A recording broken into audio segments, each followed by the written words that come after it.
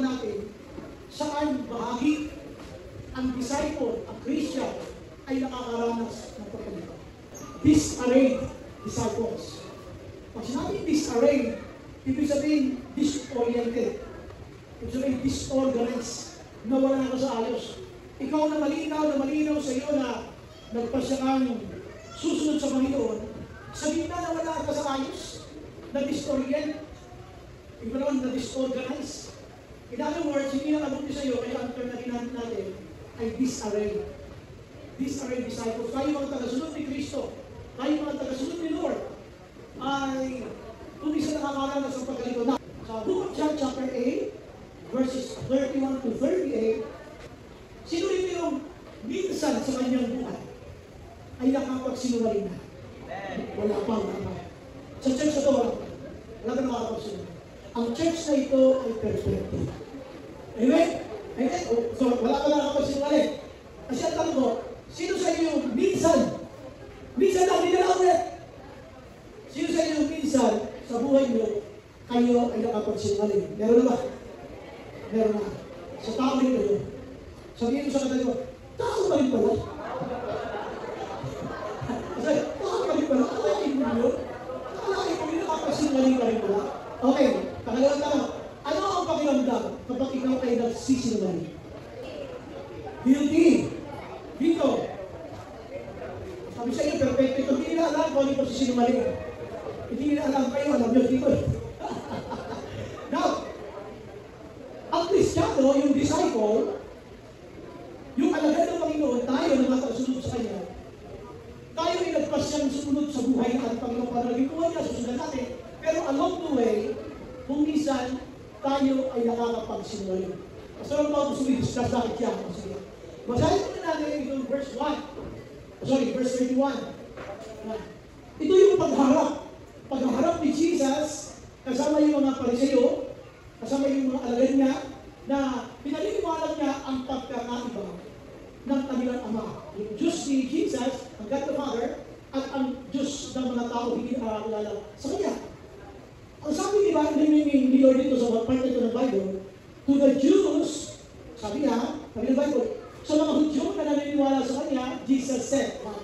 Ang sabi ni Lord, doon sa mga taong naniniwala sa Kanya, to the Jews who had believed Him, Jesus said, if you hold to my teaching, kung kayo ay maghahawakan sa aking mga katuruan, you are, what? You are, tandaan nyo, huwag malimutan yung word na really. Napakalaki ng impact niya. Hindi na sinabi na, if you hold to my teaching, you are my disciples. Hindi. May word na really. And it has a strong emphasis as we discuss this. Sabi nga, if you hold to my teaching, you are really my disciples. So, sino yung really my disciples? Those who are holding to His teachings. Then you will know the truth, and the truth will set you free. Palalaman ninyo ang katotohanan at katotohanan na magpapalaya sa inyo. They answered Him. Sinagot nila si Jesus. We are Abraham's descendants, kami galing sa lahi ni Abraham. And have never been slaves of anyone. At kami ay hindi kailanman ay naging alipin ng sinuman. Paano mo sasabihin na kami palalaki? How can you say that we shall be set free? Jesus replied, very truly I tell you everyone, sino yung mga alipin na sinasabi ni Lord? Everyone who sins is a slave to sin. Yung pala yun. Ang sino mang nagkakasala ay alipin ng kasalanan. Meron ba rin nagkasala na? Wala pa. Kasi anong church na to? Perfect. Perfecto ang church na to. Hindi ito nagkakasala. Grabe ka ba? Siyempre, hindi. Ang gusto ko sabihin, every time pala na tayo, we commit sins, nagkamali tayo, nagkasala tayo, tayo naging alipin ng kasalanan. Kaya nga nagawa natin, na alipin na tayo. Kaya ito sabi ng Bible, ang magpapalaya sa iyo sa kasalanan na yan, sabi sa Bible, sa atin, ay ang katotohanan. Malalaman mo ang katotohanan, ano? Malalaman mo ang katotohanan, at ang katotohanan ang magpapalaya sa iyo. Ngayon, mayroong nagsabi sa Bible, ang sabi niya, ako ang katotohanan. Ako ang daan. At ang sabi niya, walang makakarating sa Ama, kundi sumagitan. Ngayon, pag nakilala mo si Jesus, na nagsasabi sa iyo the truth, the way, the truth, and the life, siya ang pwedeng magpalaya sa iyo. Ngayon ang tanong ko ito, babasahin natin ha? Very truly I tell you, everyone who sins is a slave to sin. Now, sabi niya, now, a slave has no permanent place in the family. Tama naman, di ba? Yung kasambahay, wala naman siya permanent pwesto sa bahay. Pero yung anak, but a son belongs to it forever. Di ba yung anak mo, mananatili yan sa bahay mo, pero yung marahil ay, kung mga ka sa bahay, hindi mag-i-stay sa bahay. Nakabang panahon. Tama? Iniwan at iniwan kayo niya. Dahil magkakaroon na siya. Iniwanan kayo ng kasambahay. Ngayon, pero yung anak, kahit matanda na yan, mananatili yan. Sa'yo, ibig sabihin, hindi mo kayo kasama sa bahay, pero kukunta pa rin sa'yo yan kasi anak mo yan. Magkalayo mo kayo, may komunikasyon pa rin. Kaya kung ito pinapakita, meron kasi itong strong impact in the life of the Christian. Sabi natin. So if the Son sets you free, kaya kapag anak ng Diyos, Jesus, ay pinalaya ka, ay ganun malaya ka, ano masasabi?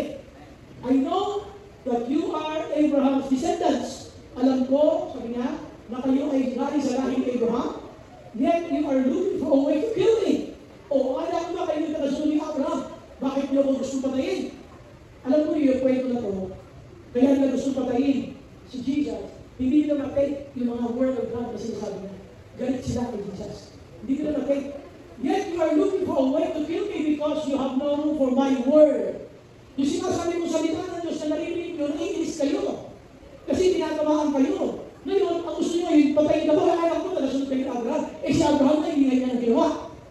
I am telling you what I have seen in the Father's presence. Ang sinasabi ko lang naman sa inyo, sabi ni Jesus, ay kung ano yung naranasan ko, nakita ko sa presensya ng aking Diyos Ama.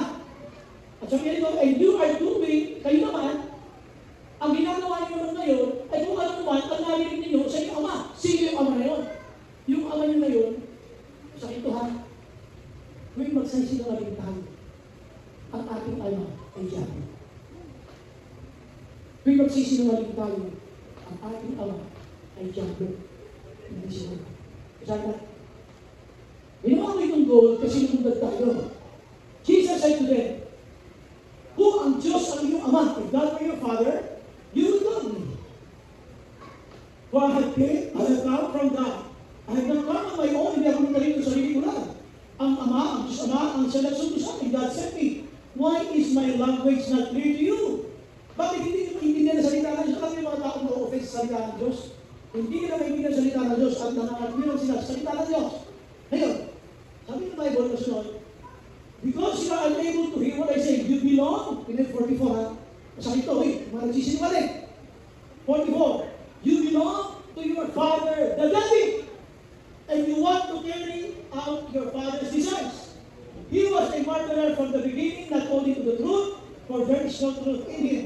When he lies, pag siya sinungaling, he speaks his native language, for he is a liar and the father of lies. So every time na nagsisinungaling tayo, hindi mo alam, pero nagsasabi ko siya, yung pala ka, gusto ka lang, ayaw siya ko.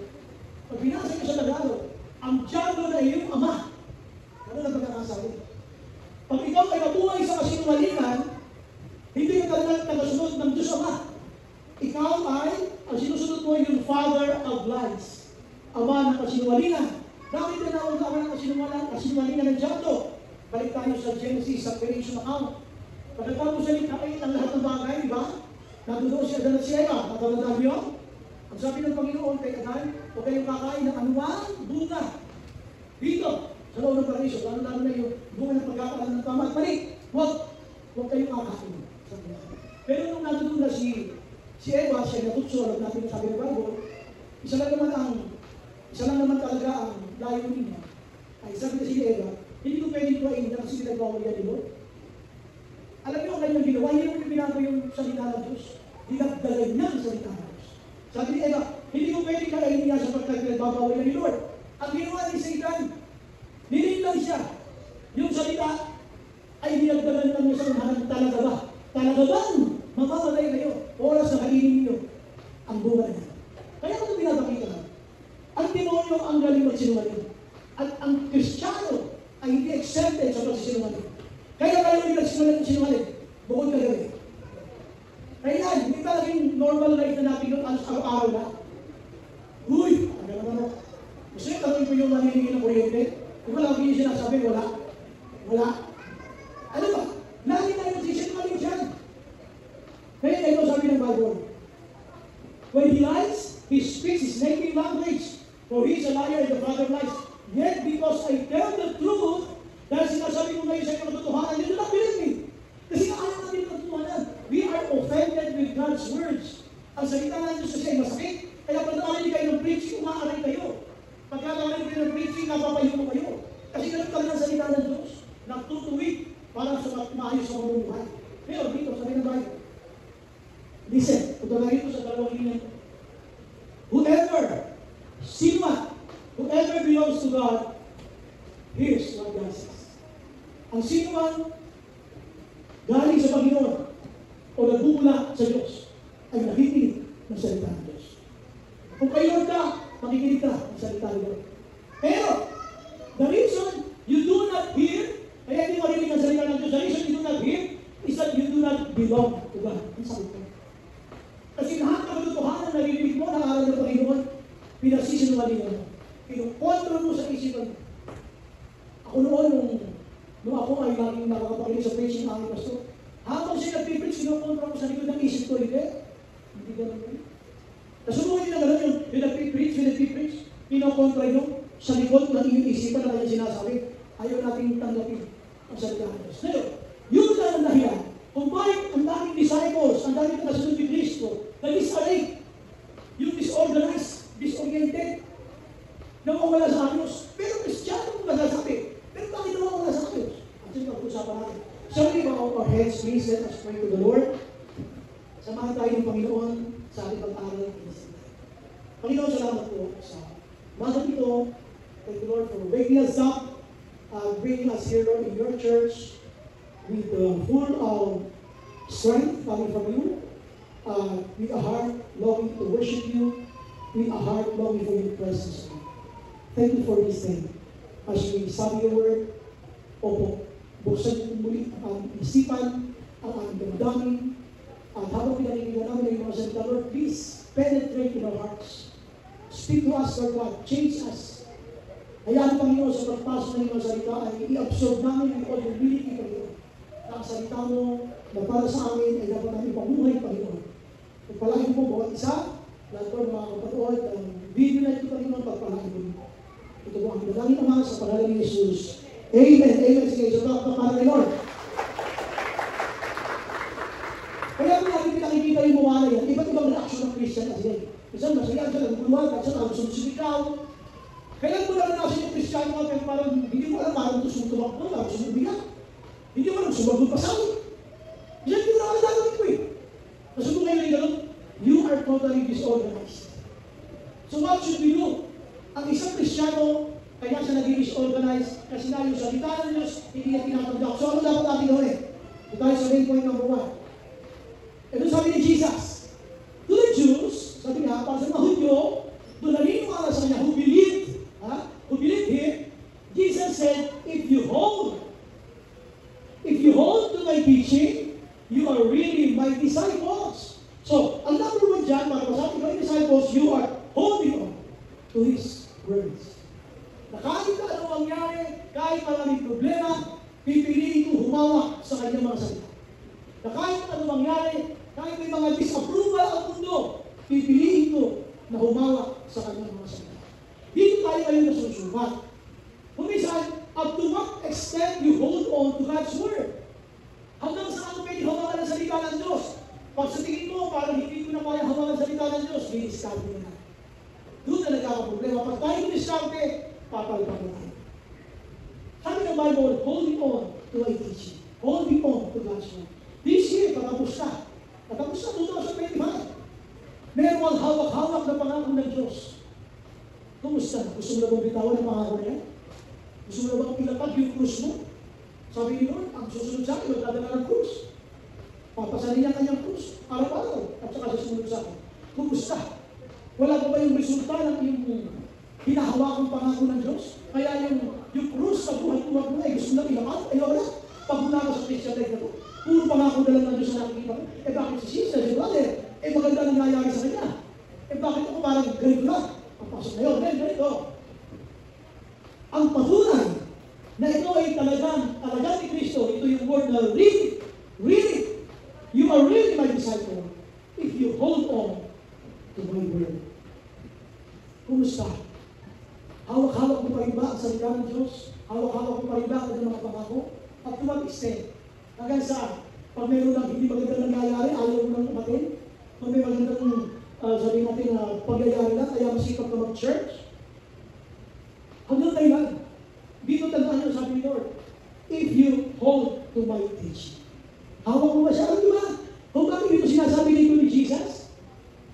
Kasi hindi madali, listen, hindi madali sa isang Jew ang humawak sa salita ng Diyos. Hindi madali sa mga Hudyo ang humawak o sumunod sa mga aral ni Kristo. Sa panahon ng New Testament, pag nalamang ikaw ay tagasunod ni Kristo, ikaw ay uusigin. Kapag tapos, bukod sa uusigin, pwede ka ba nilang ipapatay? Kaya kung natatandaan nyo nung si Kristo ay pinako sa krus, at pagkatapos ay siya ay ipinako, ano ang nangyari? Yung mga lagad niya nagtakbuhan. Nagkanya-kanya na sila nagtakbo. Kasi hindi pwede na mahuli sila sa mga sila na nasunod ni Kristo. Kaya mababasa ninyo sa Bible, sila ay nagkita-kita sa isang avenue, sa isang silid, nandoon silang lahat ng mga takot-takot sa mga Hudyo. Bakit? Sabagat pwede silang hulihin at pwede silang parusahan, pwede usigin hanggang sa kapatay. Hindi ganun kadali ang maging Kristiyano sa panahon ng New Testament. Ngayon, ang patunay lang natin na ikaw ay isang tagasunod ni Kristo, isang ayong pagpapabautismo sa tubig. Public declaration that you are now a follower of Jesus Christ. Pero hindi lang yun. Ngayon madali lang yung Christian, ang dami mo makikita sa YouTube, sa Facebook, iba't ibang mga pangangarap tungkol sa pagsunod kay Kristo. Pero ang tanong, hanggang kailan nakahawak? If you hold to my teaching, you are really my disciples. Kailan mo balak bitawan ang pangako na yan ng Panginoon? Lord, pagkapos na naman 2020, wala ka naman nangyari. O bibitaw wala? Ayaw wala? Lord, magtahimik kayo, wala kang ginagawa eh. May isang gardener. Alam niyo yung gardener? Ano yung gardener? Yung taga pa may sulok. Pahayaman pala yun. Gardener yung nag-aharbin. Sabi niya, habang siya ay nagay sa kanyang garden, siya ay nakatira sa isang duplex house. Alam niyo yung duplex? Yung ang pagitan na ay isang tagal lang. Ito ang nakatira. Tapos ang pinanay nakatira sa kabilang lote, sa kabilang bahay. Mayroong newlywed na lumipat sa kabila. Newlywed. Tapos, dito, lipatan ng babae na nagka-garden. So, pag sinabing gardener, hindi sabihin lalaki na babae siya. Tapos, marami siyang halaman. Nakakita na kayo ng plant box. Yung parang nakasinento rin, pero lagay ng halaman. Tawag doon plant box. Isang araw, habang siya ay nagpili, yung nasa kabilang babae, bagong kasal, mga nakakalimang pa na sila nagsasawa, ng kanyang pagsawa, ay nagkasabay silang doon sa pader. Kasabay sila. Yung hagkamilin ay bibili, yung nasa kabila naman, yung babae, yung bagong kasal na limang buwan na sila, ay nandun din. Alam mo sabi ng babae, doon sa gabi niya. Ano kung ginagawa niyo dyan? Sabi niya, ay nagdidinig ako, sabi ng gabi niya. Ang gaganda na po ng halaman niyo eh. Paano ko naman nasabi maganda na halaman ko, hindi ka pa nakakapasok sa bahay ko? Alam niyo, sabi niya, ayun na po eh. Tinawag niya yung gabi niya. Pinapasok niya doon sa bahay, anak ko saan eh, bago lipat sila. Nakikita niyo mo ba yun? Nagulot yung babae. Kasi doon pala sa pader na yan, may crack. At may nakapasok doon na halaman. At doon ang crack sa bahay ng babae yung bago niya. Alam niyo na pinapasok niyo, sabi niya, kung minsan hindi mo alaw si Lord kumikilos sa likod. Hindi mo lang nakikita kayo ng pagkilos niya. Kahit halimbawa walang obvious na makita. Si Lord pala may ginagawa sa likod. Kaya huwag kang bibitaw sa pangako ng Diyos. Hawakan natin ang pangako ng Diyos kahit mukhang wala. Yung pala may nangyayari sa likod. Palabakan natin. So, sabi niya, kahit na anong mangyari, sundo lang pumasok ka doon sa crack ng simento. Sundo lang sa hirap ng paglilingkod sa Diyos, dumalan sila ibang kalagayan. Pero huwag na huwag kang bibitaw sa salita ng Diyos. Alam niyo, sa mundong dinadalaw natin natin sa Pilipinas, na napakadaming issue ng kabulastugan nila sa blood control at saka yung sa BPWH nila. Alam niyo, wala ka lang pwede humapak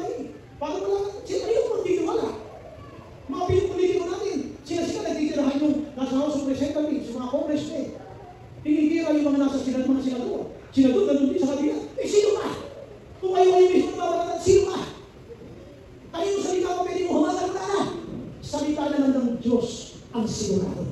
Palakpakan natin ang Panginoon. So, holding on. Huwag kang bibitaw. Ay, nandito pala si Maya. Palakpakan natin si Maya. Nandito si Maya. Mga gusto mo ba dati dito ha? Alis mo. Nasa siya na. Ay, naku yung pula. Praise the Lord. Nakachap ko yung mga yan. Praise the Lord. Palakpakan natin si Lord sa buhay niyo. Ano ha? Mahal na kayo kayo ha? Nag-usap tayo mamaya pagkatapos ng service. Diretso. Ito tayo sa number 2. Ito naman. Jesus replied. Number 2 tayo ha. Number 2. Ano yung number 1 natin? Holding on. Dito, kaya kung sinasabi kayo sa inyo, sino na yung sarili dito ang hindi pa nagkasama, hindi pa nagkapagsinungaling. Sabi ni Jesus, Jesus replied, very truly I tell you, everyone, sinuman, lahat kayo, who sins, is a slave to sin. Pag nagkasala ka, pansamantala ka. Hindi habang wala, hindi ka manende. Pansamantala ka, naging alipin ang kasalanan. Bakit? Alam mo na ang katotohanan. Pero pag nagpakalipin ka sa kasalanan, sabi ko ng Bible, you are a slave to sin. Ngayon, sabi niya, now a slave has no permanent place in the family. Ulit ha? Now a slave has no permanent place in the family, but a son belongs to it forever. Sa loob ng pamilya, usapan natin na sa loob ng pamilya, ha? Yung kasambahan, lalo-lalo kung yan ay ilubahan mo, hinay mo, hindi mo na natili sa itahanan. Dahil mo lang nakalis niyan, ang asawa yan, o yung lipat, o yung pahinga lang, tama lang po. Pwede nun. Pero, yung son, yung anak, pwede umalis siya, pero mabalikan ang pahinga. Mananatili yan dyan. So, ano yung sabihin natin? Dahil lumabing halimbawa yung son na yan, sa isang pamilya ay umalis pa samantala, pwede pa rin siya lumaling anytime. So, if the son sets you free, you will be free. Hindi, ano yung sabihin natin? Puntahan natin yung number 2. Ano ang hindi po tayo? Ang number 2, hindi lang yung holding on, kundi yung growing. Growing on. Tuloy-tuloy na paglago. Sino sa inyo dito yung pagkadagkasala? Kapag nagkasala, yung nadi-discourage siya, naiinis siya sa sarili, ba't ba nagawa ko na naman yun? Ba't ko ba na naman naulit na naman yun? Sino sa inyo nakakaramdam na gano'n? Yung nalulungkot kapag nagkasala ka, yun ang tunay na damdamin ng Kristyano. Kapag nagkasala siya, nalulungkot siya. Nobody is going to celebrate when you fail God. Sabi, binigong ang Diyos mo na lang, hindi mo celebrate.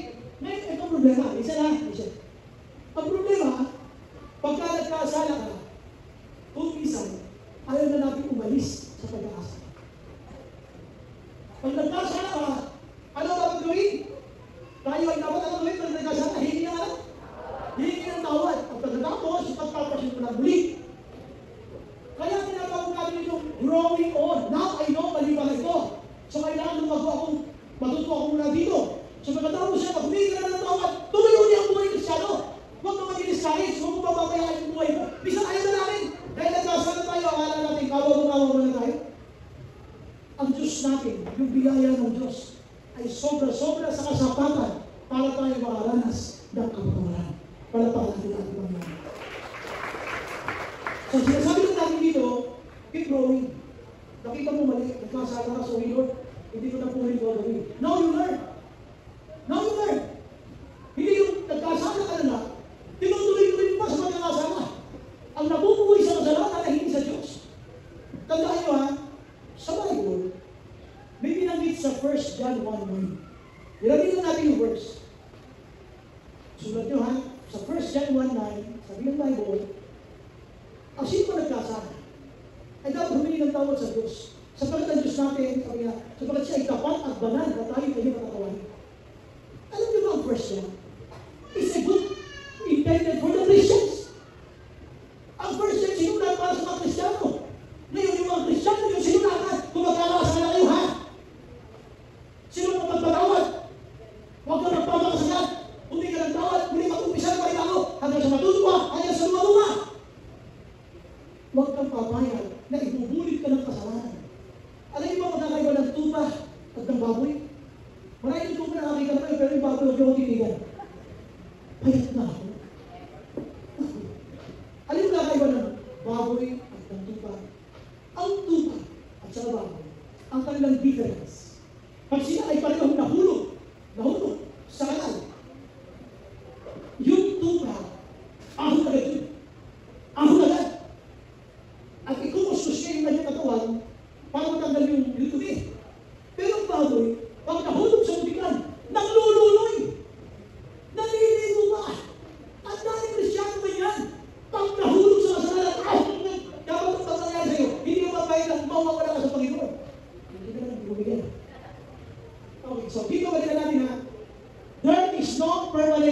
your family, sabi nga, para sa isang slave. Abay tayo. Kumusta? Kailan ka humingi ng tawag kay Lord? Itong huling-huling kasalanan. Ilan sa inyo yung lagi na lang akong bandage, eh. Lagi na lang akong bandage, kailan kaya ito mapapatid? Palagi na lang ako bandage, lagi na lang nakakadena sa pag-alipin ng kaaway. Hanggang kailan? Alam mo, sinasabi mo dito, when you fail God, ask for forgiveness, then move on. Uy, sabi mo sa katabi mo, move on. Pag nagkasala na kay Lord, move on. Humingi na lang ng move on, ha? Huwag mo na balik-balik yung kasalanan mo, pagkakos na maglulungi ka rin balik-balik. Sino sa inyo yung nakakita na ng baboy sa probinsya? Yung mga nakakawala? Ba yung baboy sa probinsya nakakawala? Minsan, umuha sa mga silong-silong ng bahay. Diba? Pag pinapot sa putikan, grabe. Ganun na ganyan. Ang tuba, yung tunay na tuba, pag nahulog sa putikan, ahon na lang. Sabi mo sa katabi mo, ikaw yun. Sige, sabi mo, ikaw yun. Ahon na lang. Growing on. Hindi naman sa hindi naman tayo perfect mo eh. We do make mistakes. Kahit Christian na, we do make mistakes. Basta kung humingi na ng tawad kay Lord, pinatawad na niya, move on. Kung hindi natin sabihin sa katabi mo, move on. Move forward. Sabi ko, growing on, ha? Growing on. Ako tayo sa pangatlo. Ano yung ating team? Ano yun? Disarray, disciples. Sabihin, disoriented, disorganized. Sabihin, disarray. Mawawala sa ayos. Tandaan mo, hindi ka perfecto. Kaya we always ask for His grace to enable us. Pero hindi natin dito hinahighlight yung weakness para manatili natin tayo mahina. As we grow, we learn. Dapat pagka ikaw ay nalaylate ng 30 minutes sa church, dapat sa susunod, 29 minutes lang. You must keep growing. Amen. Hindi pwede yung 30. Susunod, 35 naman. Hindi, dapat ito mabuti. Amen na. Masya dapat magbago. So, number 1 natin, holding on. Number 2, growing on. Punta tayo sa pag. I am telling you, sabi ni Jesus na, sinasabi ko sa inyo, ang aking mga nasaksiyan sa aking Ama. I am telling you what I have seen in the Father's presence. Yung mga naranasan ko sa presensya ng Diyos, yung aking sinishare sa inyo, sabi ni Jesus. And you, sabi niya, you are doing what you have heard from your father. Sino yung father naman nila? Ito nga yung the David. I am telling you what I have seen in the Father's presence. Kung ano yung walang kukuha ka sa Ama, yun ang sinashare ko sa inyo. That is loading on. Uploading yourself with God's presence. Lahat ng nare-receive ko sa Ama, lahat ng na-load sa akin ng Ama, yun ang sinashare ko sa inyo. Loading on. Dapat ang Christian, naging baba sa presensya ng Diyos so you can growing on. Yung growing on, dapat natututo mo sa mali. Mahina ako dito, nagkamali ako, I'm learning. So, paano mo na-encounter yun at hindi ka mabuhay sa pagkakasala? Beloaded with God's Word. Beloaded in God's presence. Dapat babad tayo sa presensya ng Diyos. Gano'n ka talaga po yun? Lord, thank you for this food. Amen. Gano'n ka talaga pray?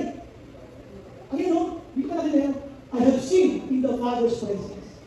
Sa presensya ni Lord yung kanyang karanasan. He is being loaded with revelation. With God's Word. Nakuha niya dyan. Dapat ang Christian lagi meron siyang private life na matino. Yung kanyang Christian life, dapat matino yan. Receive more from the Lord. Pag nananayin ka sa kanya, pag nagkasama ng Bible, what have you heard? Loaded na dapat ang salita ng Diyos. Patuloy ka uli ng isang verse.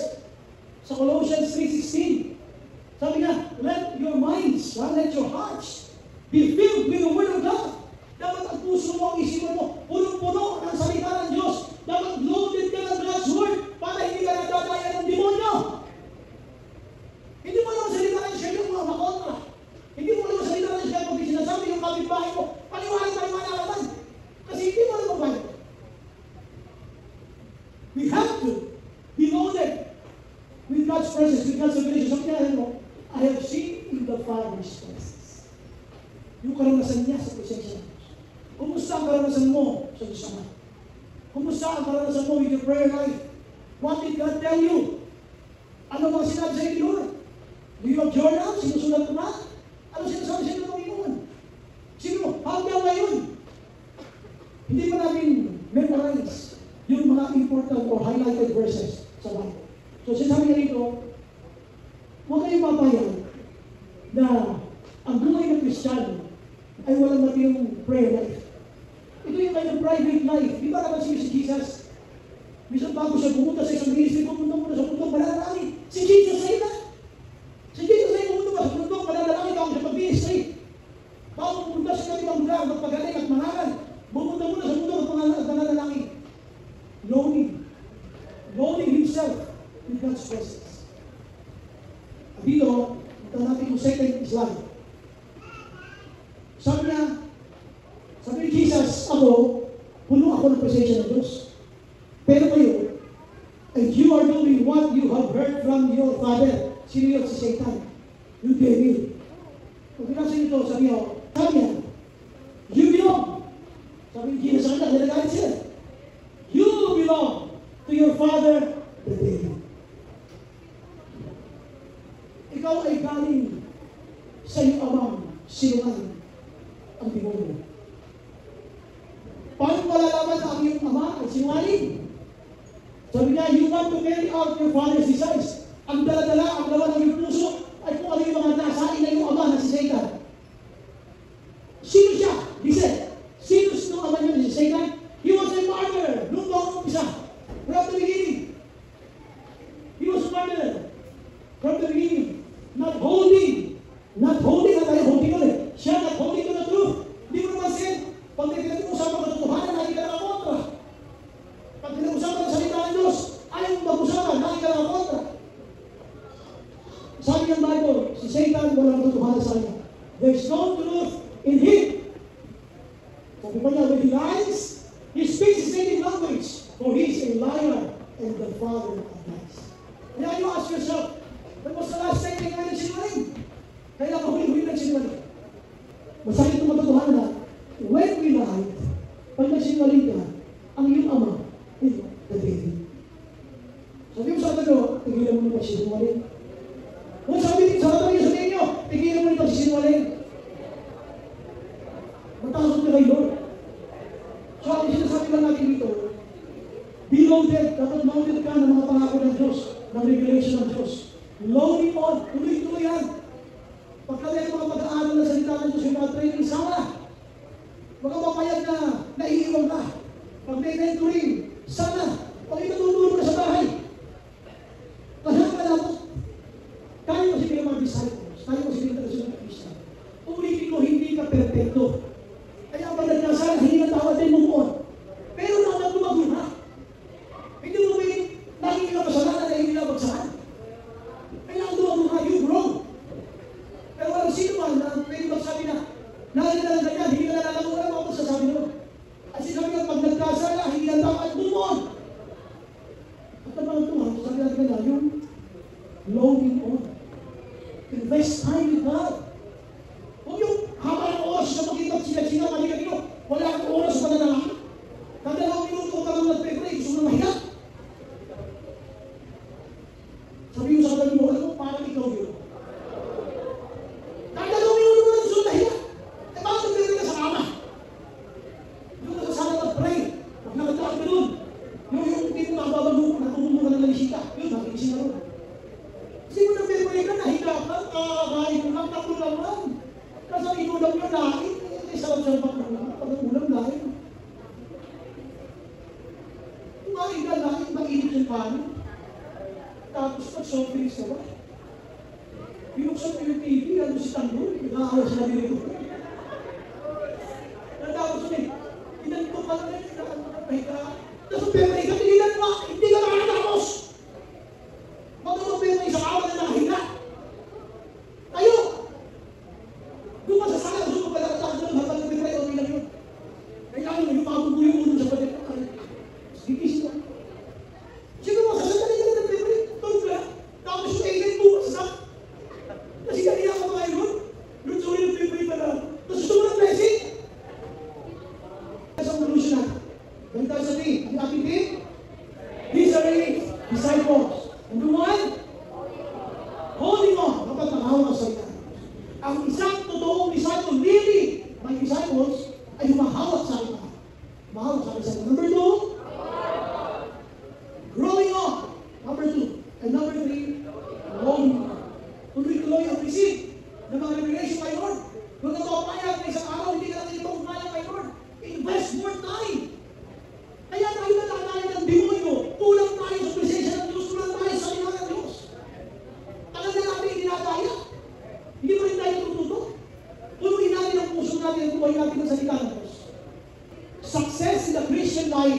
how many disciples are made, but how many disciples are making disciples. This is very, very important. Kapag ikaw ay nagtitisahin mo, natutuwa sa si Lord. Kumbaga, binibigyan mo ng armas ang mga Kristiyano. Kasi kapag ikaw ay hindi na disciple, ang bago ng Christian life mo, napakadaling